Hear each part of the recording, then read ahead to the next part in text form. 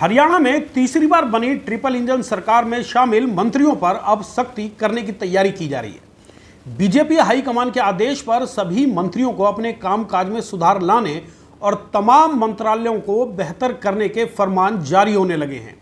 हाल फिलहाल हरियाणा में मुख्यमंत्री नायब सिंह सैनी के अलावा 13 मंत्री हैं जिनके कामकाज पर हाईकमान की नजरें पैनी होने लगी हैं।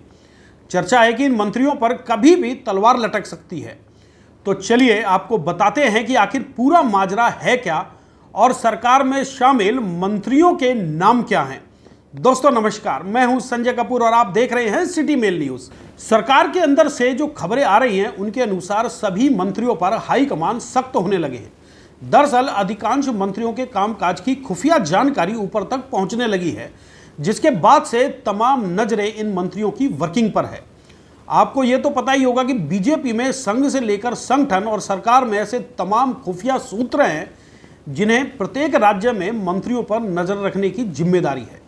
सरकार में शामिल अधिकारियों से लेकर मंत्री और तमाम वो लोग जो कि प्रत्यक्ष और अप्रत्यक्ष रूप से सरकार से जुड़े हैं, उनकी तमाम गतिविधियों पर कई तरीकों से नजरें रखी जाती है। ये संगठन और संघ की कार्यप्रणाली का एक सफल तरीका माना जाता है, यानी कि वो किसी को भी निरंकुश होने की छूट नहीं देते। अब असल खबर तो यह है कि सरकार में शामिल मंत्रियों से उनका रिपोर्ट कार्ड मांगने की तैयारी है। बीजेपी सरकार के तीसरे कार्यकाल को अस्तित्व में आए अब काफी समय हो चुका है।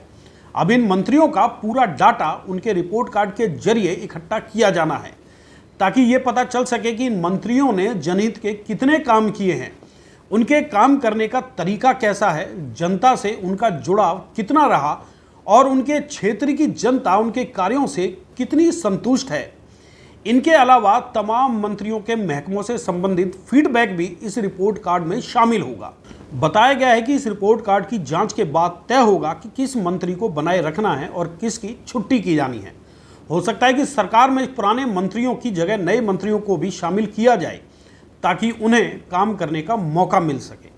तो चलिए अब आपको नायब सरकार में शामिल तमाम मंत्रियों से भी रूबरू करवाते हैं। इनमें सबसे पहला नाम है अनिल विज का, जिन्हें बीजेपी का सबसे पुराना और निष्ठावान नेता माना जाता है। उन्हें बीजेपी सरकार में नंबर 2 की पोजीशन हासिल है। इसके बाद कृष्णलाल पवार, राव नरवीर सिंह, विपुल गोयल, महिपाल ढांडा, अरविंद शर्मा, श्याम सिंह राणा, रणबीर गंगवा, कृष्ण कुमार बेदी, श्रुति चौधरी, आरती राव, राजेश नागर और गौरव गौतम के नाम शामिल हैं। अब देखना यह होगा कि नायब सरकार के इन वजीरों में से किसके रिपोर्ट कार्ड पर हाईकमान की मोहर लगती है और इनमें से किस पर नजरें टेढ़ी होती हैं। फिलहाल इस पर प्रदेश भर की नजरें लगी हुई हैं।